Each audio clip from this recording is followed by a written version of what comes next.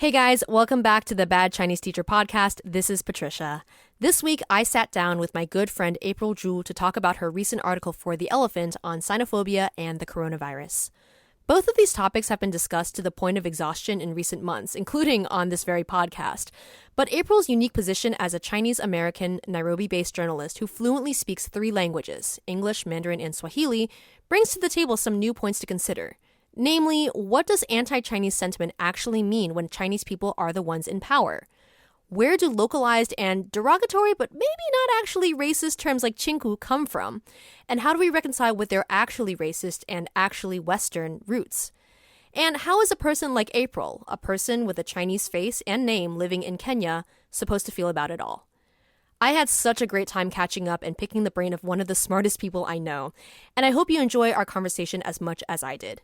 If you've ever wondered what anti-Asian racism looks like in a place where Asians are the oppressors, this episode is a must listen. Hope you enjoy.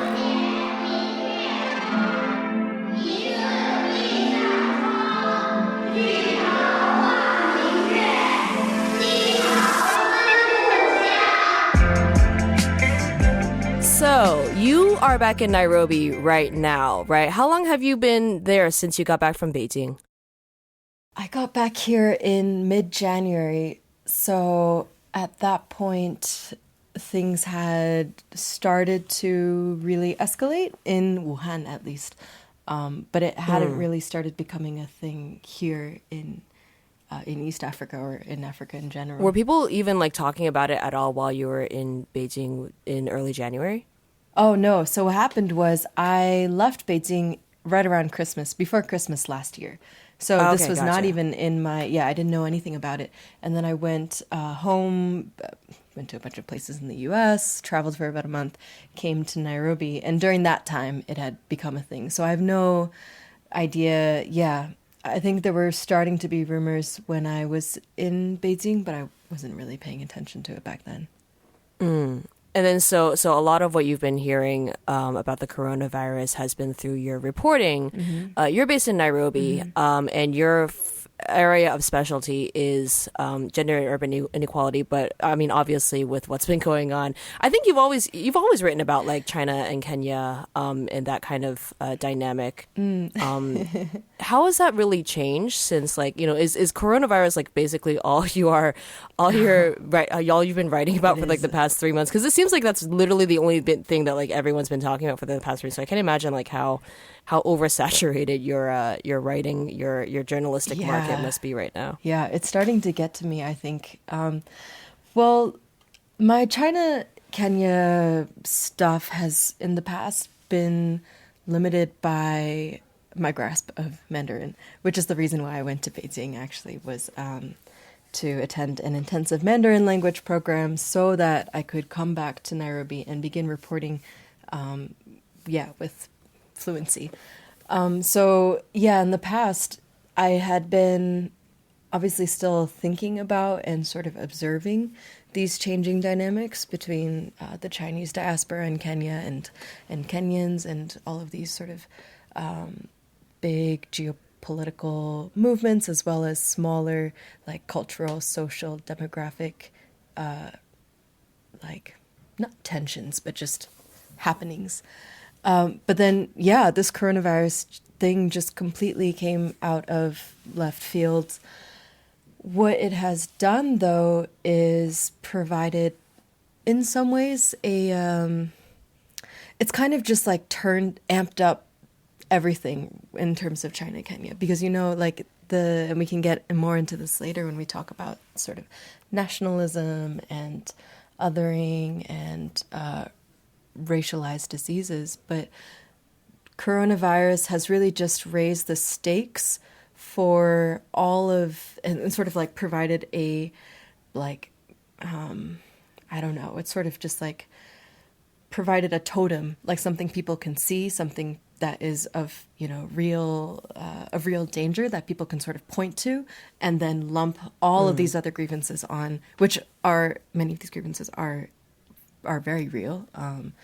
We can go into that in detail as well, but it's just provided this sort of central point on which everything then gets piled on. And in that way, it's a very interesting lens to look at China, Kenya. At the same time, it is, it has indeed consumed my life.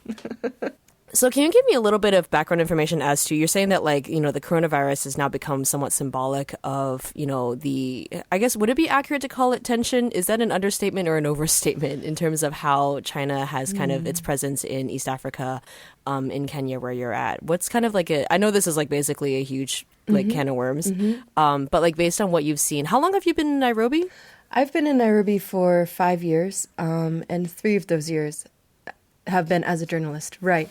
Yeah. And so it's been really interesting because within just the span of 5 years, that landscape has changed dramatically. When I first got there, it was sort of you would have, there were infrastructure projects, there were Chinese people, it was a thing. But it's within the last 5 years that there has been a really strong bilateral political, I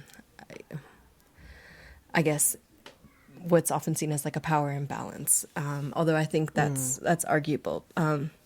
Whether or not it really is, whether or not it's beneficial to African states to, to get these infrastructure, get these injections of investment, blah, blah, blah. That's not the point. The point, at least for me, is the public narrative or the public discourse. In which case, if we are talking about Kenya, then the way that is perceived is certainly one of imbalanced power, just bilateral debt, in terms of the sort of these really fast demographic changes, aka lots of Chinese people moving into living in Nairobi, other parts of Kenya. And so what happens is not necessarily that all of these things are related. For example, Lapset, this giant, or not Lapset, the Lamu coal plant, for example, or these sort of large, shady, evil projects at the SGR, which was the railway that was funded or funded by Chinese loans, built by Chinese people, Chinese corporations, and is operated by Chinese people. All of these sort of disparate happenings, all sort of mix together or build into the same narrative, and that narrative is one of invasion, or there's a neo-coloniality to it. Right. And this isn't limited to just Kenya alone right now, right? This is a kind of, would it be accurate to say somewhat Pan-African sort of obviously as China's economy is evolving and they're looking to kind of move away from, what China looked like, 30, 40 years ago. How does that look like on the ground? You said that there have been lots of people who have been moving to China. I imagine that not all of them are just straight up businessmen who are just temporary transplants. Is there a Chinese diaspora in where you're living right now? And what does that look like? What kind of people are moving over?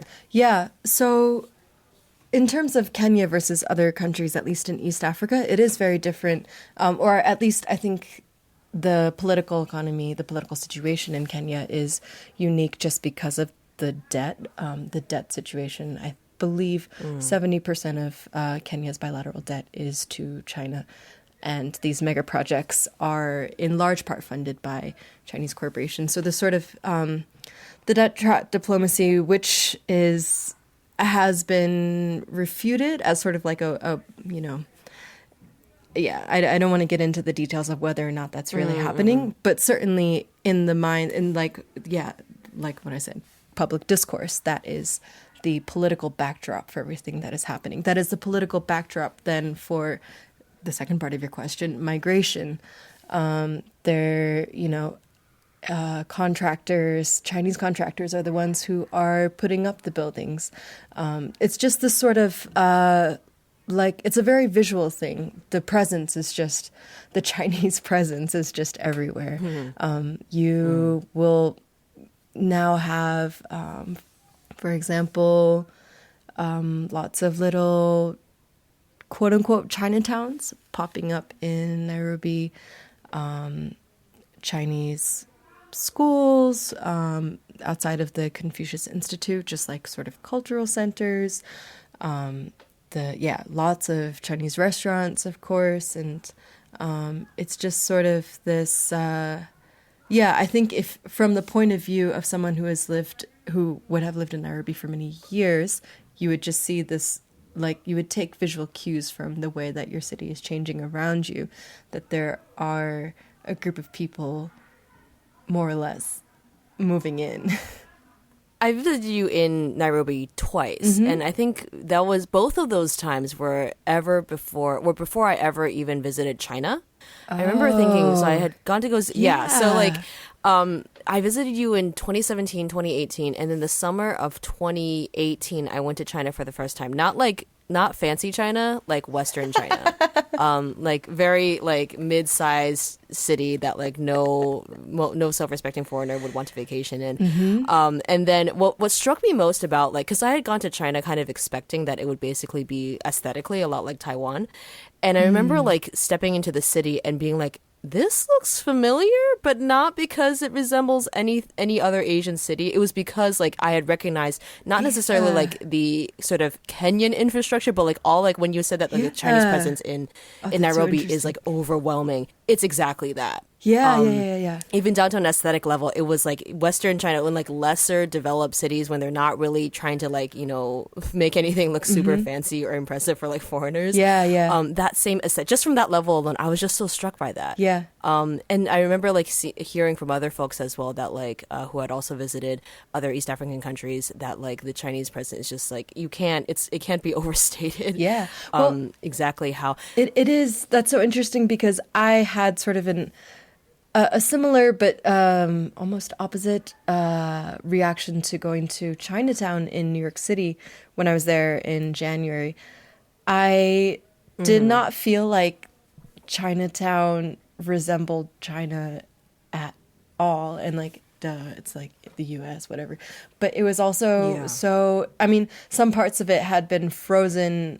So like traditional characters, for example, were had been frozen in it was almost like a bunch of different ice cores. You know when you like take an ice core and you see like it captures like what the air was like at that time when it froze, and then you can sort of it was like a whole bunch of different kinds of ice cores where like this is obviously like from Guangdong, this part is Taiwanese, and this part is like mainly mainland, but this part is newer, this part must be older than even simplified Mandarin, so it was and it's much more diasporic in that way. And then in Nairobi, like you said, and I think in other places where the sort of footprint, the like very recent footprint of the Chinese diaspora, mainland Chinese diaspora, is it has a different It feels different, and it's probably, I mean, I don't know this for sure, but this would be an interesting thing to explore if that like first stage of succession, that like first touch of diaspora within a new country tends to, if they're all sort of cut from the same cloth, and they all sort of resemble one another. Yeah, it feels a little bit like walking into a time capsule. I feel so. Like I remember, were we together when we were in Chinatown together? We were, but I didn't know if I could disclose that on the podcast. I was thinking about that too. I was just like, was this? No, it's okay. We were literally January, right next February, to each other. Whatever. Yes, I was talking. By the way, we should probably mention that like. Oh my gosh, we should probably mention that like we know each other from like college, and so there's subtext to all of this. But yes, we were hanging out in Chinatown. That is the backdrop for that past bit. But yeah, no, I mean, well, it's funny because I ask because like I grew up near New York, and so New York Chinatown was something that like and I feel like New York Chinatown culture kind of spills over a little bit to Connecticut. Chinese diaspora culture to an extent, not fully. But I got that same same feeling when I was in San Francisco in September and visiting San Francisco Chinatown, which is like legendary, and realizing that like number one, yes, it does not feel like anything distinctly Chinese at all, unless you're counting like 1920s America. Like it's very like more has that like early 20th century Americana feel than anything. But yeah, it does feel like walking into a time capsule and then seeing how like this is where the drop off point was, and then that's how the culture has evolved over the past like 100 years essentially. So oh my goodness, yeah, super interesting stuff. And seeing like I'm always so intrigued by like how different versions of Chinese diaspora look in different places, if only because I'm realizing exactly how America centric my experience has been. I feel like a lot of Asian Americans are equally guilty of this. But then enter you, and you obviously again being a writer in Nairobi, having done so for the past 3 years, I imagine like, in a lot of ways what you do makes a lot of sense, and yet, probably also raises a lot of questions, amongst the people that you meet, as in like, why is a Chinese American woman living in Nairobi, speaks fluent Swahili, by the way, guys, really impressive, and then does all this writing on a very crucial topic that's impacting not only just, East Africa, but also China. How did you find yourself doing all of this? Like, how did you find this, like, what seems to me like a perfect intersection as a writer, that perfect niche that really needs someone to speak into right now? But how did you find yourself here? That's a really interesting question, because if I'm to be completely honest, I first decided to go into writing. When I had first moved to Nairobi, I was a product designer and did a short stint in painting as well.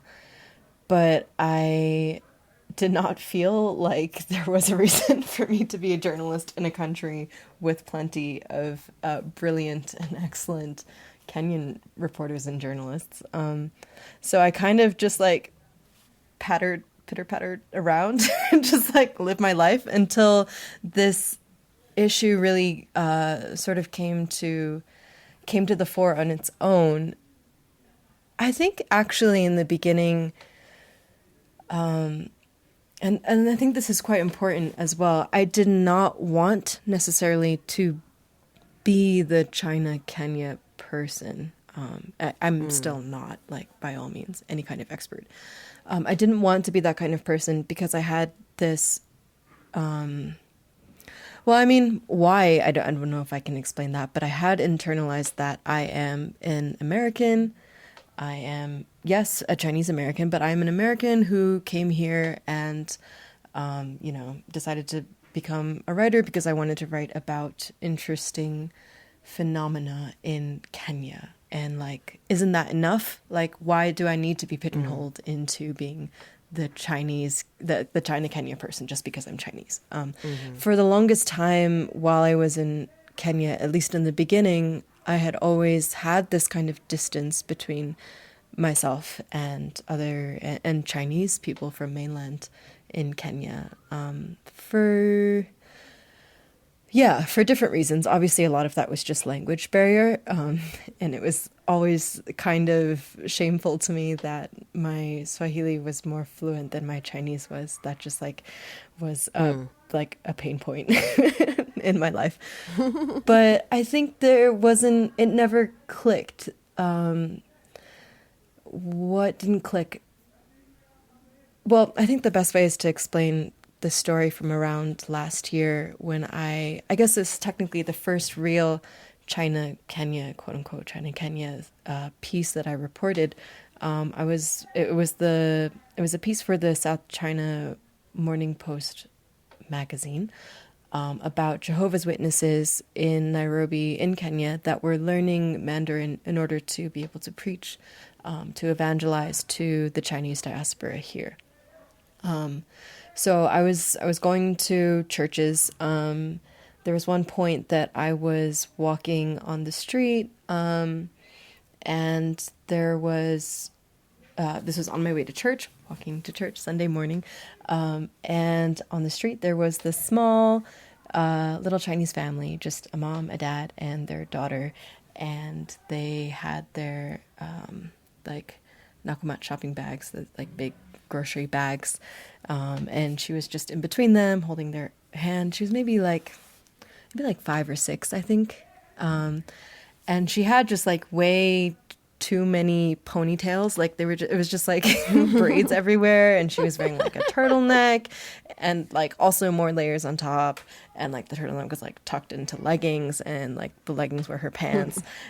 And for some reason, it was only until then that it dawned on me that like, wait, that's what I look like when I was 5. Like, that's how my parents dressed me. I went to school in leggings and like many layers and like asymmetric ponytails. Like, that girl is me. Like, I was an immigrant just as she is. We are not separate. Like, we are at the same level of diaspora, right? I'm not in any way like doubly removed from her, you know? And I think that once I made that like fundamental switch, and of course it helped to be also in Beijing, and I learned a lot while I was there as well. Once I made that fundamental switch that if I am beholden to any sort of nation, it's not going to be China, it's not going to be the US in a lot of complicated ways. The nation that I feel drawn to, beholden to in any way, is that of diaspora. And there is so much that I share in common with mainland Chinese people, mainland Chinese migrants to Kenya. Once I made that like intuitive switch in my mind, I guess sort of like an identity, like some form of resolution in my identity, then I was able to, it made sense, and I want to be in that space of, covering China, Kenya, being that person. It's not from a sense of being pigeonholed, like I have to write about this because I'm the only one who knows all 3 languages and I have a Chinese face, so I ought to do it. It's from a place of genuine interest and of of identity. Yeah, I mean, it's like I'm just reading, I'm skipping ahead a little bit because we're talking here about the article that you recently wrote for The Elephant, which we'll talk about in greater detail in a second. But you had mentioned in that article your experiences being in a Chinese church, of which, are there many of those in Nairobi, like Chinese immigrant churches? Or is there just like a rough one? Count? I would say there are around, well, like congregations, not all of them are like, I don't know if any of them have their own building, but congregations-wise, I'd say around 5-ish. Maybe some small groups as well that meet in homes, like house churches. Yeah, and so the way that you had described that church experience, I feel like we've had a conversation about this probably sometime in the past, but like there's something about Chinese immigrant church that like no matter where you are in the world, it will aesthetically always look the same, always feel the same.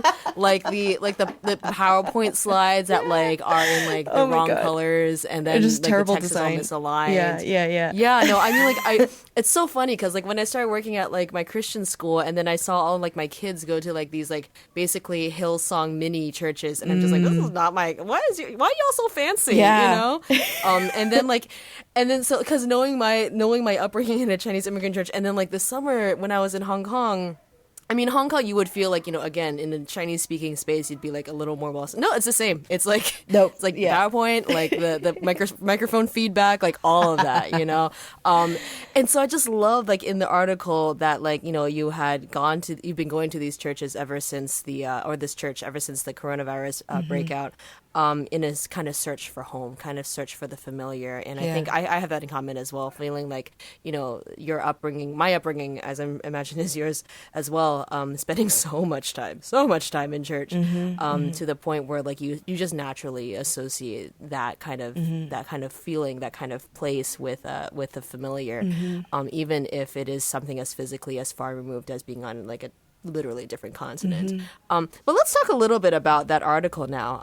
So this article was published in The Elephant a couple of days ago, last week. Maybe like a week. Loved it. I think you had sent me like a preliminary outline of it before it was published, and I was just reading. There was just so much. Because there is so much for, I think, given your position and posture in Kenya, as well as how things just seem to be developing so quickly, and yet like the conversation about disease, and then also like xenophobia. It feels so familiar. It feels like we could have had this conversation probably 3 weeks ago. I'm not sure how much Yeah. would really have changed, right? Yeah. Even though like the disease obviously is spreading, and like on a scientific level, things are constantly changing. Yeah. But it really seems like, I remember when I did the episode on coronavirus a couple weeks back, it really just, all the rhetoric just seems to be circling back to like, late 19th century, Chinese immigrants, Oh my God, the yes. ghettos, quote unquote, that, like the Yeah. idea that like Chinese people were eating rats and were diseased and it Yeah. was Yeah, unclean and yeah, all of that. yeah. And I'm just like, literally, we had this conversation in Yeah. 1886, Yeah. But let's talk a little bit about that article. What was the impetus for like, coming forward with something that just really laid it out there in terms of, xenophobia with reference to East Africa in particular? Well, I think people are interested in that, right? Like that's like an obvious question is, okay, well, xenophobia is happening in Europe, in North America, in in different ways in parts of Asia as well. What about places where there, like, for example, with SARS, there weren't that many, like it was completely different. There wasn't a huge diasporic footprint in East Africa, or I mean, anywhere in Africa, really. So this is like in some ways, it's happening for the first time. And there must be, like, people want to know, like, how do Chinese people in Kenya experience xenophobia? After I wrote the piece, a lot of people, like media people, also reached out and about getting more information about this. So it's like people want to know. I wanted to write that story, that reported feature, that objective pen and pad in hand, talking to a Chinese person, like, how do you feel about being Chinese in Nairobi? And like, I could not. It felt stupid. It was impossible for me to write without putting myself in it. Because, I mean, well, first of all, if you can't not talk about the real grievances that Kenyans, especially everyday Kenyans, have against China in all its forms.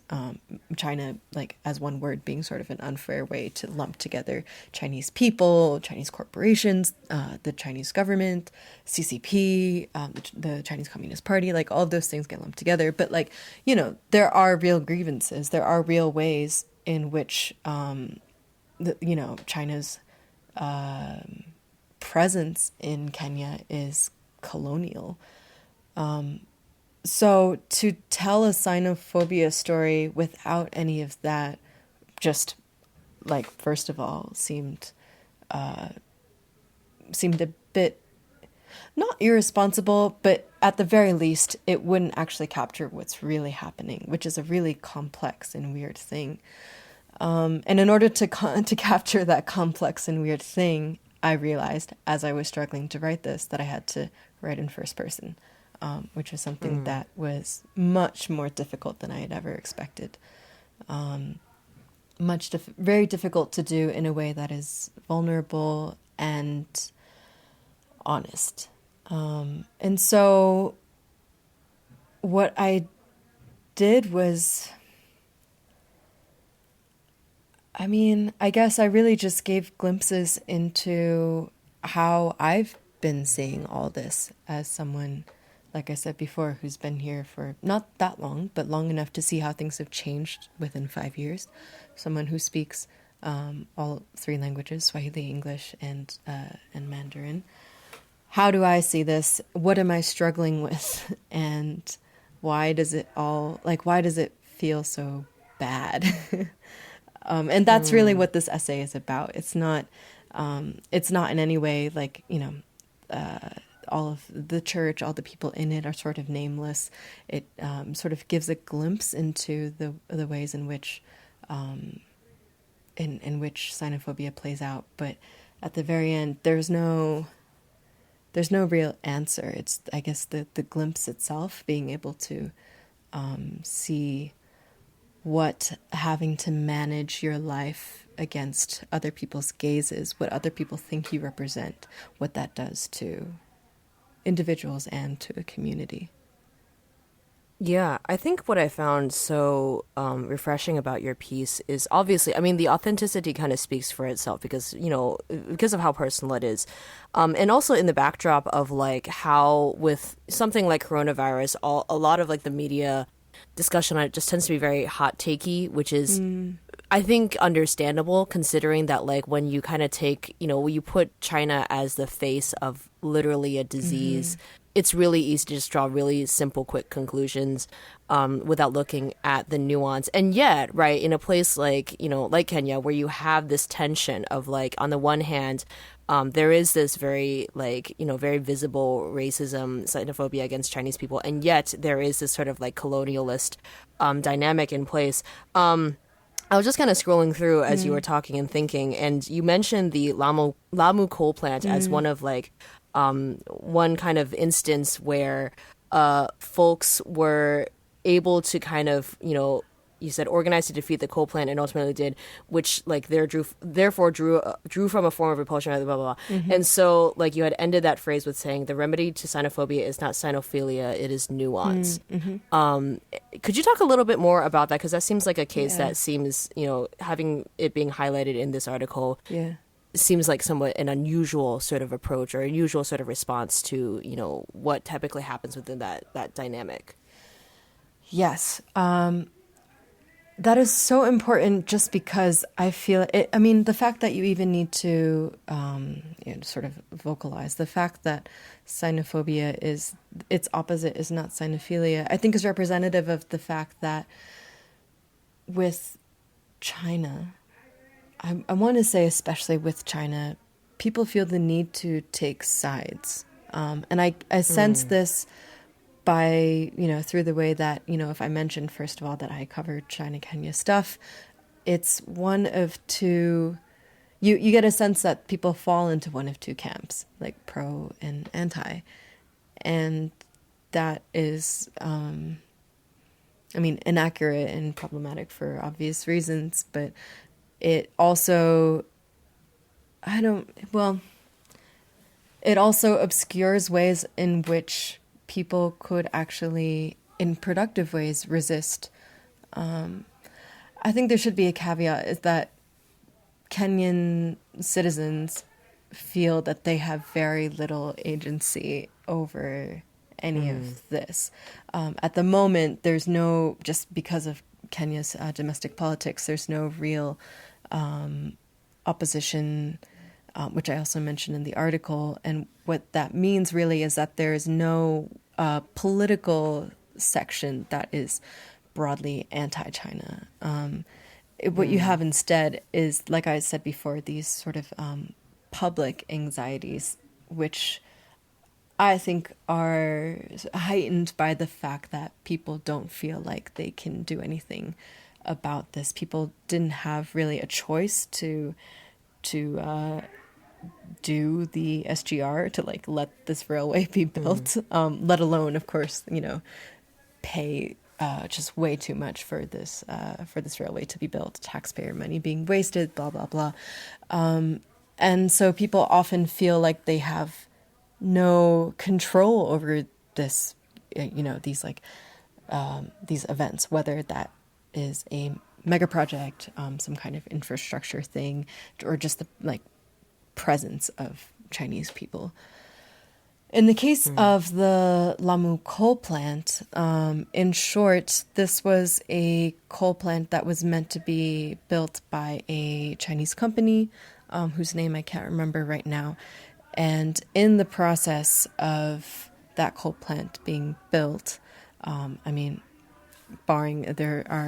you can look up any work by decolonize, DE and then COAL, decolonize, which is one of, and also Save Lamu, which were some of the organizations that were at the helm of resisting this coal plant, which would not only introduce coal as like a major source of energy in Kenya that doesn't really need that. Also, coal is bad, but would actually require, at least in initial stages, importing coal from South Africa. It was just a nonsensical project, and many people believe that it was part of this effort on China's part to sort of outsource its coal, its coal production, its coal producing needs to outside of its country, so that it could, on paper, lower the amount of coal related activities within the country, blah blah blah. Anyways, it was like this giant evil bad thing that would destroy local communities. It was sort of, they steamrolled over any kind of community opposition or interests, and in this sort of, in a familiar fashion, in the sort of similar way that these large Chinese corporations, as they make deals with Kenyan government entities, do, which is that they sort of do the deal first, don't really ask anyone, use taxpayer money, don't do like a proper impact assessment before, and sort of just steamroll over any kind of opposition, whether that's from local communities or advocacy groups. In this case, in the Lamu coal plant case, these community organizers, these activists, won. And it was, I mean, in that one word, it's like, years and years of work and like really incredible organizing and coordination. But this was earlier last year, I believe. There was I can't remember if I want to say it's the, actually, I don't know which court it was, but there was a ruling that this plant would not be allowed to be built. Blah, blah, blah, blah, blah. The important thing is that they won, at least for now. And in the process, they were able to separate out, they fought this battle without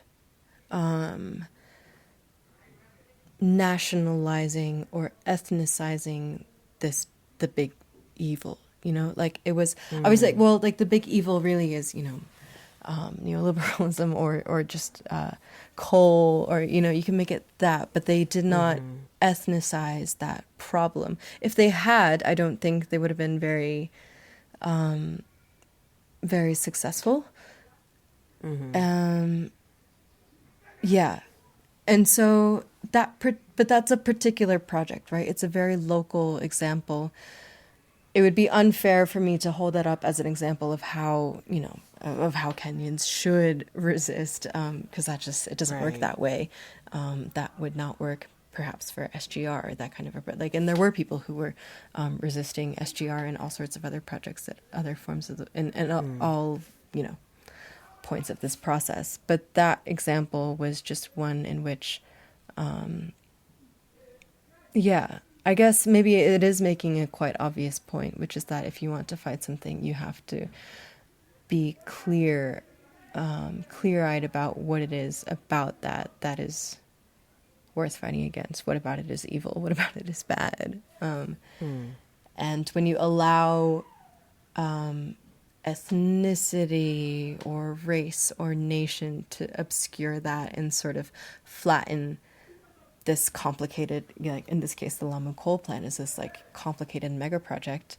When you allow yourself to flatten that to just Chinese, and then you push back on fight Chinese, then like that is, one, ineffective, and two, will cause a lot of collateral damage along the way, whether that's Sinophobia or or anything else.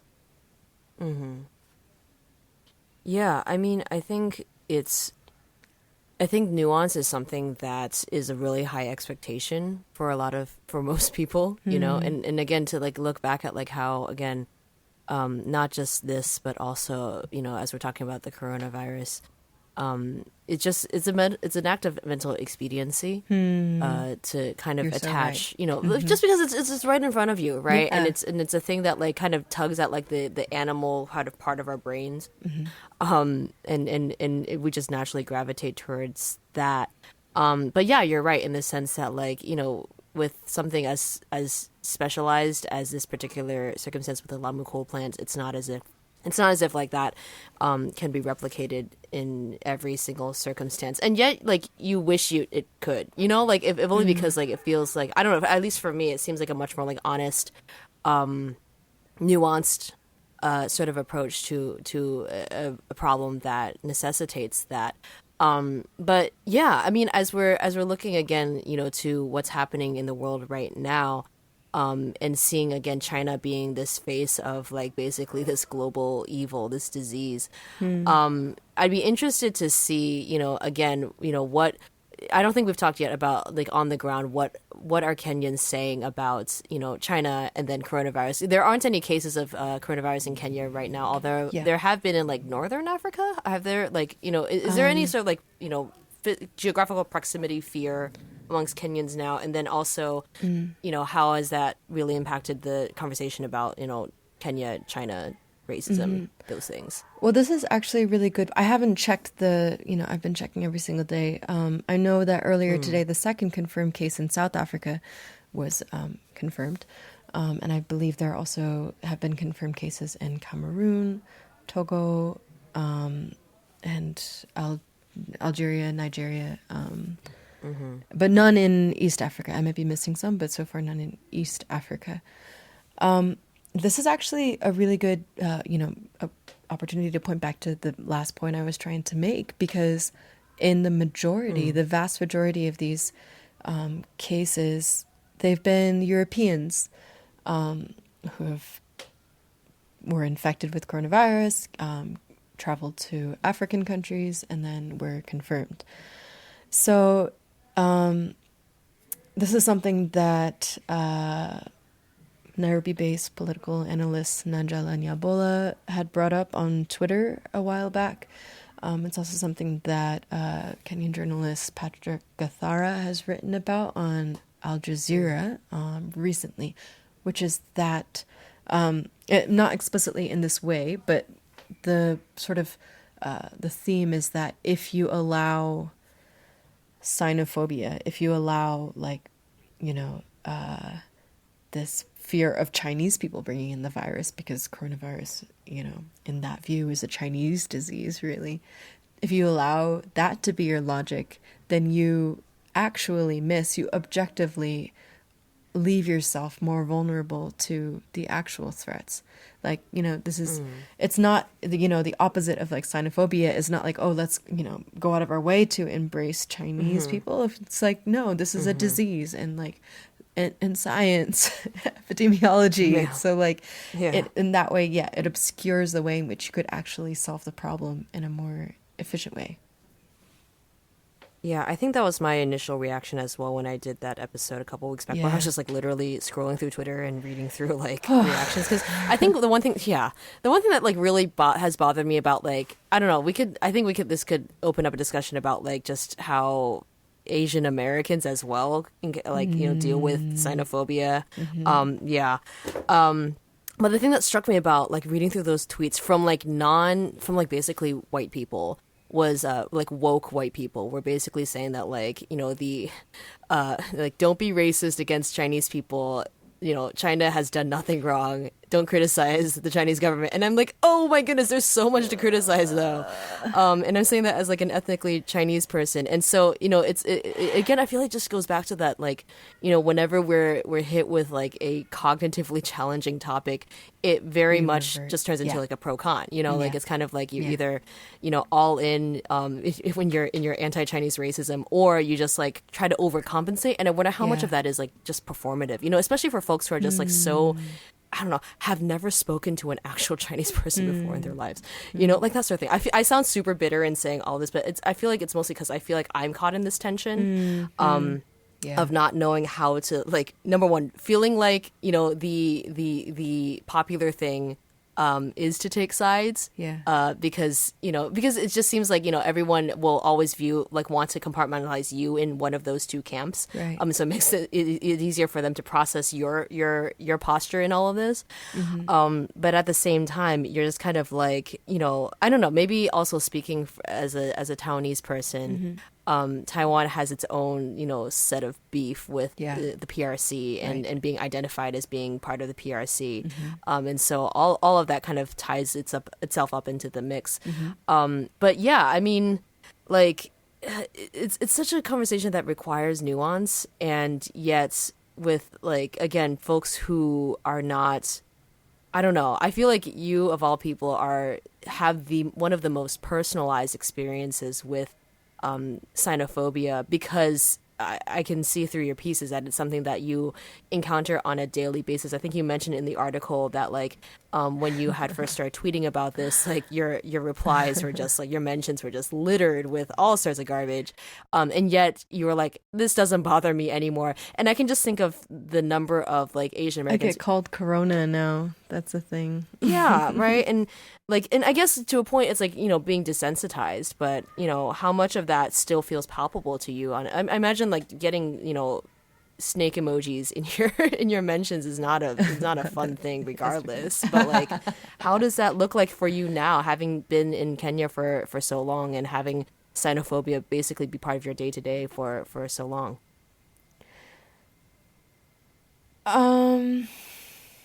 My gut reaction is to tell myself that I don't have a right to cry about that. Like, it's not that bad, Yeah.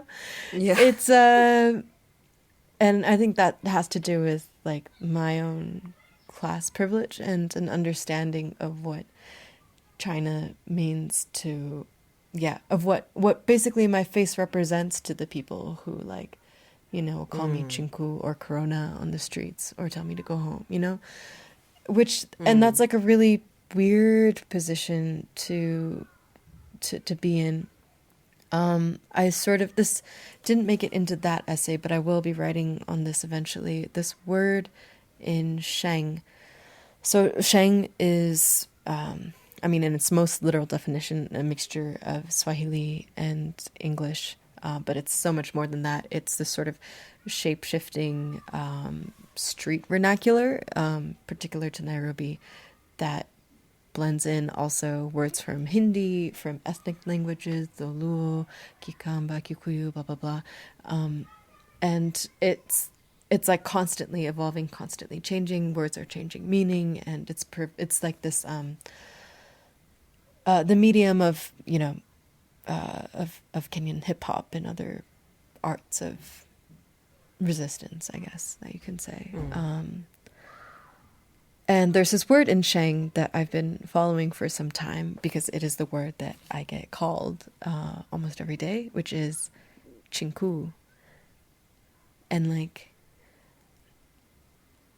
it is usually meant to be some sort, like, it's meant to be, like, kind of derogatory.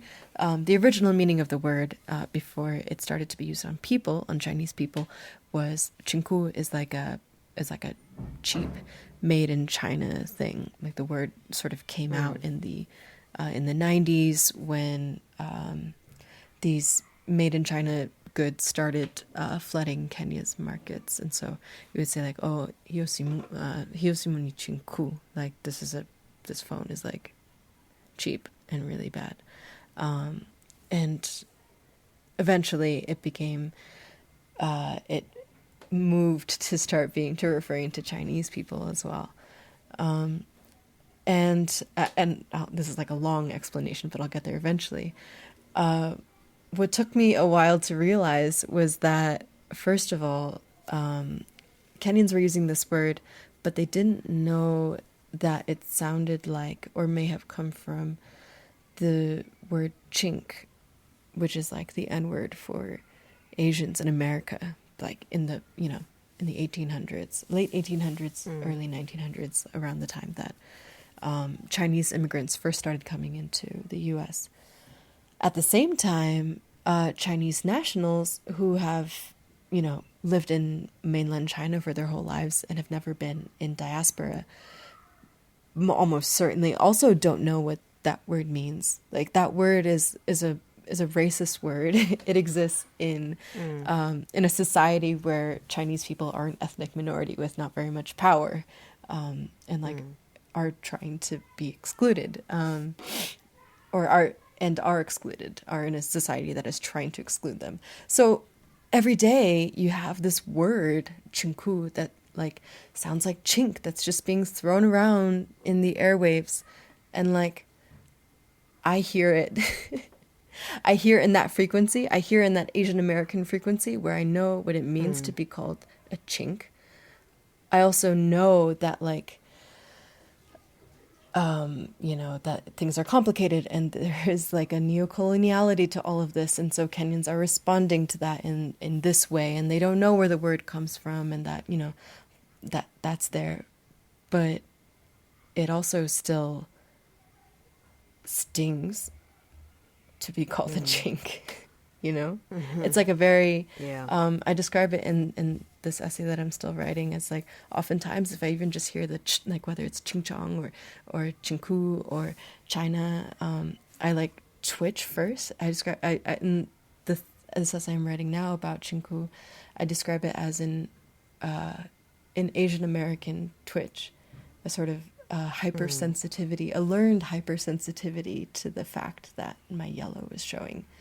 Like, we, growing up in the U.S., have been conditioned in a way to be super sensitive about, not super sensitive, just, reasonably sensitive about racial exclusion or those sorts of, that's not even a dog whistle, just like slurs. But it's weird for me now to be in a place where I know that, Chinese people as a group hold a lot of power in whether symbolic ways or economically in terms of class and things like that.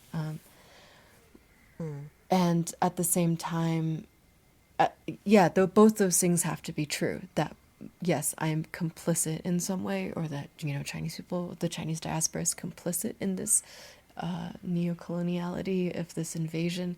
And at the same time, like, it really hurts to be called Corona on the street, to be called chinkuu every day. Yeah, and you have to hold all of those things at once. I don't think this is unique to my experience. I think that in the complex combinations of race, ethnicity, place, distance from home, types of what even is home, like, I think all of us have to deal with this, with these, and also like sexual orientation and class, all of these ways in which power sort of combine and interact and negate in strange ways. We have to get better at holding multiple things true at once.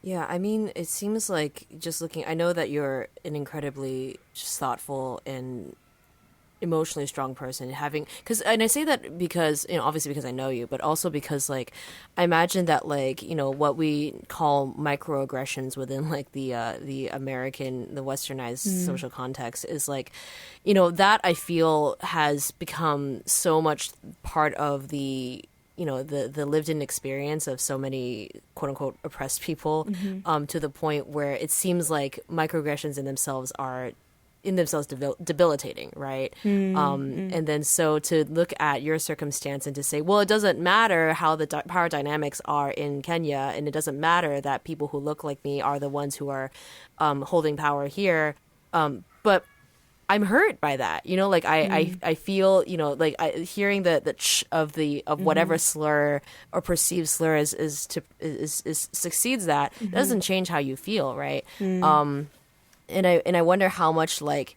what gets you to that point? Is it just like a cognizant recognition of, like, well, I'm Chinese in a country where Chinese people hold power, therefore I can't have my precious feelings hurt that easily? Or is it just, again, a matter of just, like, getting used to it? I feel like maybe I wonder how accurate the parallel would be for, like, white allies who, like, understand their. I don't think like the white privilege paradigm works quite as well here. I don't really think that the two link up like, you know, exactly. Yeah. But like I wonder how, you know, like as a white person in the US, you're constantly confronted with your own privilege. And then if someone like makes, I don't know, some like off color white person joke, it still kind of stings. I assume, not being a white person, wouldn't know. But like, you know, the emotional side of things, it doesn't matter. Like you know, like it still hurts. Like, and how do you kind of cope with that? And men too, right? Oh, for sure. Yeah, men, people of a higher class, white people, people of Straight a people, dominant right. religion within a society, where one might have more power than the other. This is the question of punching up versus punching down. When you punch up, you are punching at, making fun of, or I don't know, in some way poking at, disturbing a group of people that has more power as a group over other groups of people. Punching down is when you are doing the opposite, when you are actively hurting someone who already doesn't have power within the system. You are exercising your power over them. And that is why this China-Kenya thing is so interesting, because chinkuu, whether or not it comes from the word chink, chinkuu and all of the accompanying words around it that I, for example, am called on the street, chinkuu, chingchong, China, corona, these sorts of things. These are words from a language, a reservoir of tropes and images from white racism, right? These are, they didn't come out of a vacuum. They weren't generated out of nothing here in Kenya. These were things that came from, it ought to be studied more where exactly they have come from here in East Africa, but they've come from images, they've come from literature, film, perhaps, things that the people have taken their cues from something, or not even taken their cues from. It's not as if they, this is a mirror of white supremacy in any way. It's more an indication that we need to understand that now in this world, our modern world, a world with internet, a world with just migration at scales we've never seen before in history, that there's also going to be the movement of ideas, of images, of spiritualities, of language in a way that perhaps didn't exist a couple hundred years ago. And so when you hear chingchong, or when you hear the word chink, when I hear the word chink in Kenya, it's like going back in time to the 1800s, a time in the U.S. where Chinese people, Chinese migrants to the U.S. or immigrants, did not have power at all. They were poor. They were actively being excluded. This is the Exclusionary Act. And that was punching down. These words are punching down. But then that's the strange thing, right? Is that these words that were used to punch down at Chinese railroad workers in the early 1800s in the U.S.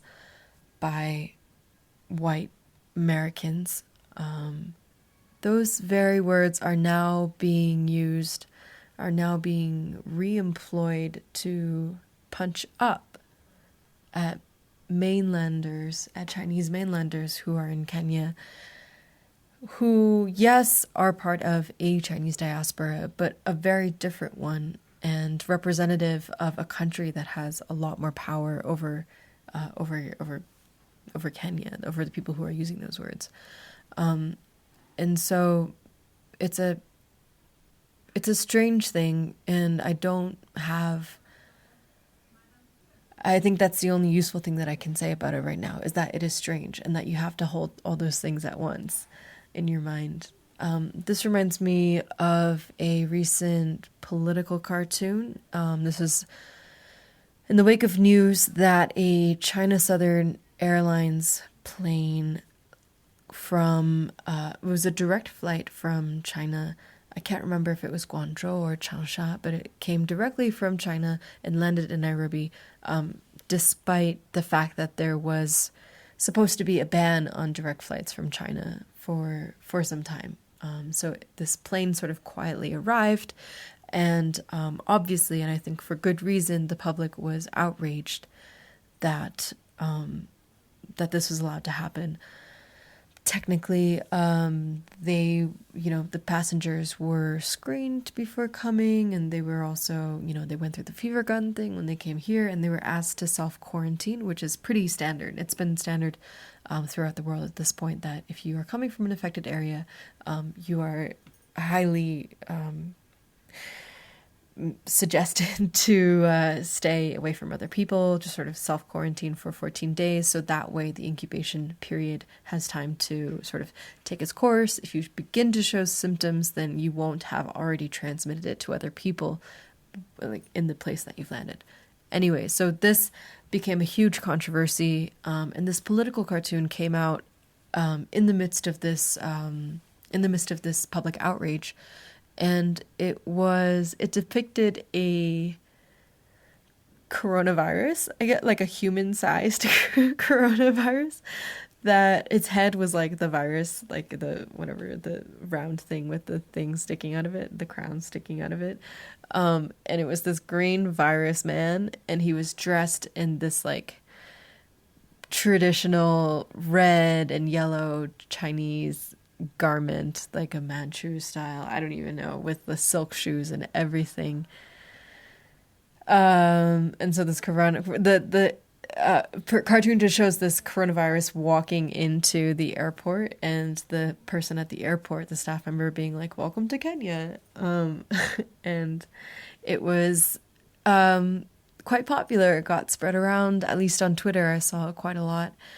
And that's just one more example. The chinkuu is sort of a linguistic example, and this is a sort of visual example of how, in this case, where certainly it is implied that the Chinese government, that China had some kind of power over its Kenyan counterparts, and to be able to allow, its planes, not the government's planes, but a Chinese corporation's planes to enter Nairobi. There's obviously a power imbalance. Kenyan citizens feel like they don't have any agency over even, preventing people from coming from a country struggling with an epidemic to come into their own country. Like, there are power imbalances. At the same time, the way in which that is being responded to is by just using racist tropes, or that were racist, that were used in a punching down way 200 years ago in the US. What do you do when you use the same words to punch down at people or the same words that are used to punch down at people before in order to punch up in a different context? I think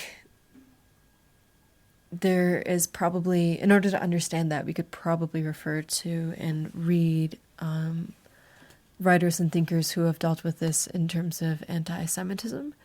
That's not my area of expertise, but certainly in China and Kenya right now, this thing that is unfolding at a really rapid pace is constantly bringing up new questions like this, or new interfaces of power and race and images and ideas that are sort of free-flowing in between time and space.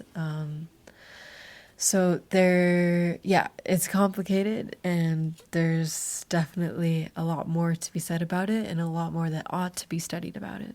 Yeah, I mean, I think as we're talking about this, the idea of like exported racism is coming to mind, if only because like I've seen examples of this in other places where, like, particularly like in K-pop, where like people do blackface, and then you're like, where did this aesthetic come from? Because it harkens back so closely back to like the minstrelsy in 1800s or whatever, and you're like, this has not come out of a vacuum, and yet, right, like it doesn't it comes with its own set of like emotion. You still have an emotional response to it, right? You still feel attacked. Oh, yeah. You know, again, like obviously, like, you know, Black folks in Korea do not have the same experience as Chinese people in East Africa. But at the same time, right, what we're talking about is that emotional response, which is honestly where a lot of this, like, where, again, like I said, we said at the top of the episode, where a lot of the reactions on coronavirus really is coming from. I feel like a lot of like the xenophobic reaction from like, you know, non-Chinese folks, obviously, to coronavirus is really just like all like the really nasty stuff that's coming out, all of the really irrational, like some like dude getting Febrezed on like a New York subway, that sort of thing.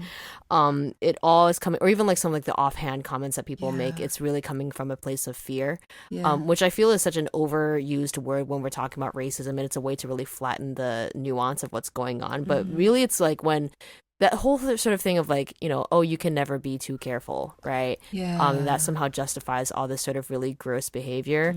But really what that points to is that like people, when they react to, you know, things like this, the instinct is to not to think, but to just feel. And I feel like, you know, as much as there is like systemic problems with racism, a lot of like, you know, lay people are just kind of like, well, this is just how I feel. This is my lived in experience. It's just my gut. You know, obviously your gut has a lot of like, you know, your gut is colonialized. Yes, your gut is hurting other people. And so that doesn't change that. But at the same time, like it's really hard to speak rationally about it because people behave this way out of a, you know, irrational fear. And I think we could even, you know, point this towards even the sort of like opposite reaction that, again, Asian Americans are having, the anti-xenophobic reaction, so to speak. I don't know. I don't know about you. I feel like I always get a little bit uncomfortable and I've gotten progressively more squeamish about anti-Chinese racism over the past few years, if only because, I don't know, like this is a very like, you know, I don't know, reductionist way of looking at things, but like, I remember when like you know, like Jesse Waters, that like jerk on Fox News who like did the whole like Chinatown thing.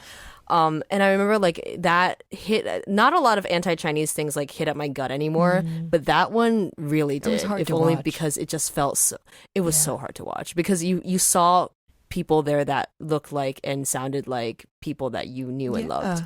And so I remember that to be like one of the most, you know, in recent memory, one of the most striking sort of examples of anti-Chinese racism that I had a visceral reaction to. But at the same time, I remember watching that and be like, well, okay. I mean, at the same time, if as Chinese Americans, the worst racism we get is like some jerk reporter goes and like makes fun of people, like we're not getting shot in the streets, we're not getting, you know, wrongfully arrested or detained or whatever. Right? Like, are things really that bad for us, you know? And so like when there's this like, especially like, you know, there's this uproar about like anti-Chinese xenophobic behavior, you know, vis-a-vis coronavirus, or like my favorite pet peeve is like when Asian people complain about representation in media, and I'm just like, this is not a life or death issue. Like that to me now, I mean, again, people have strong feelings about that. I just am so over it. But like at the same time, you know, like how do you even like balance all that? How do you balance your feelings against like the relativism of like how bad racism is for other folks? You know what I mean? Yeah. I mean, the way that I balance it is I think about power. I think it's complicated because the xenophobia or just anti-Chinese discrimination that has been not weaponized, but that has been employed by the CCP as well, by the Communist Party in different ways to deflect. In a kind of perverse way, they are almost themselves flattening Chinese people into this one thing. And this is complicated by like, you know, nationalism and you know, 中华民族, like what is nation, what is ethnicity, blah blah blah, diaspora. That's very like a whole another story, but it's often being employed in order to deflect from things that the party may not want to deal with. at the same time, and sort of stepping away from all of that, when you're sort of talking about comparing the racism that that Chinese and Chinese Americans, or Chinese in America and Chinese Americans might experience, is perhaps not as bad as that which Black Americans experience. To one extent, I do believe that's true. There are, structural ways in which Black folk in America just, they're just oppressed in a way that is systemic, in a way that is significant. But I think that should be a point of solidarity. There needs to be more solidarity.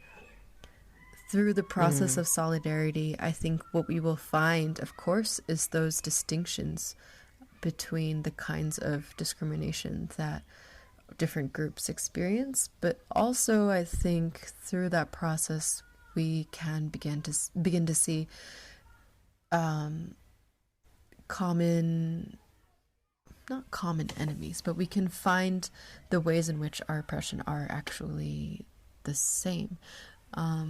And for example, there are a lot of shared struggles between people, like working class, lower class people of all races, between women of different racial groups, and people with different access to education, regional, those sorts of things. I think,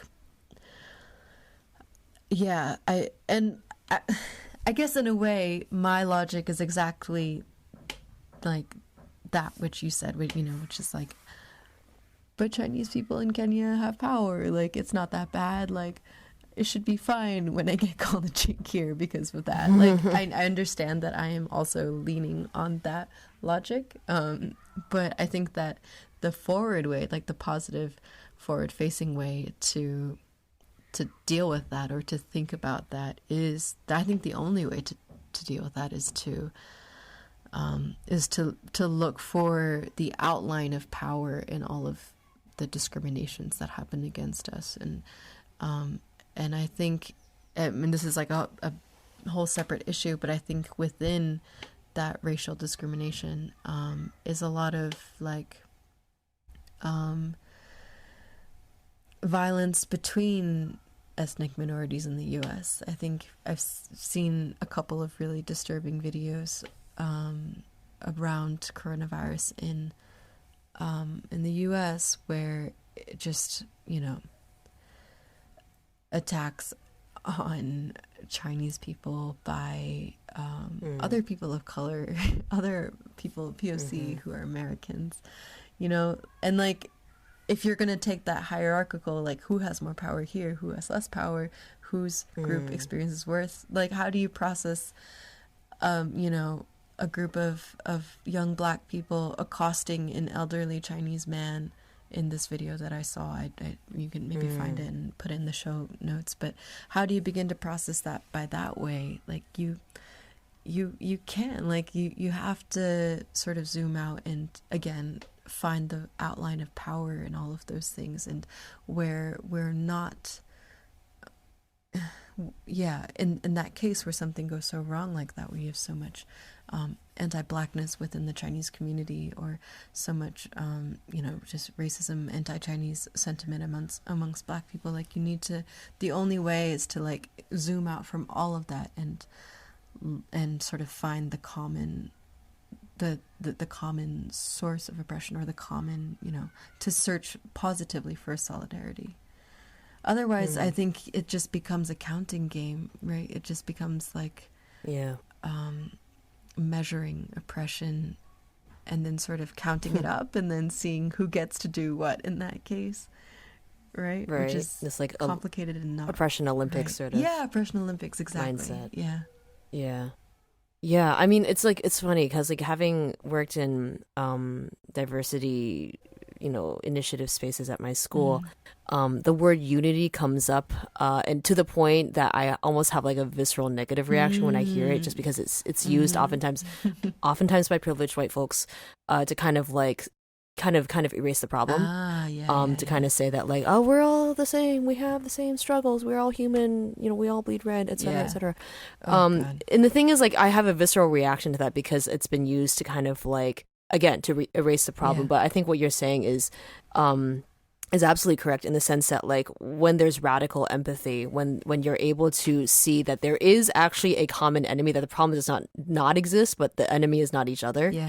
In that, like, and to recognize you know, the power structures in place, and to realize that what we're looking for is not necessarily unity, in the sense that word I feel has been just so used and abused for the wrong, but solidarity. And I think I mean there's no otherwise you're right in the sense that like there is no sort of there is no one size fits all hierarchy that would fit in every single political and social and, you know, situation.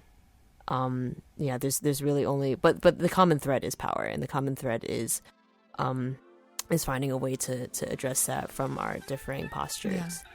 So absolutely. All right, well, this was amazing. I feel like there's like there ought to be a part 2, if only because there's so much, like, oh my goodness. No, I mean, I'm always so grateful to be able to talk to you. So, where can people find? I'm so excited that I get to say this because you're like an actual, like, legitimate journalist / like semi-public figure in a certain media space. But like, where can people find you on the internet? You can find me on Twitter. My what is that thing called? Handle is at APRZHU. That's also the URL to my website, aprzhu.com, to find my past work.